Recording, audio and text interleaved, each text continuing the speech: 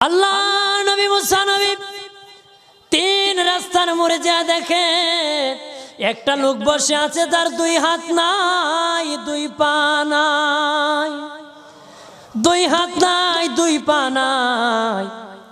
ওই লোক ডাক দিয়া কয়, মুসা রে, জীবনে কোনোদিন নিজে হাঁটতে পারি নাই, নিজ হাতে খেতে পারি নাই, কেউ খাওয়াইলে খাই, নতুবা উপবাস থাকি, বৃষ্টি আসলে ভিজি, সেখানে আমি আবার শুকাই। ও মুসা, জীবনে কোনো কাজে দুনিয়ার লাগি নাই, আল্লাহরে জিগাই বানি কোন কারণে আমারে বানাইছে।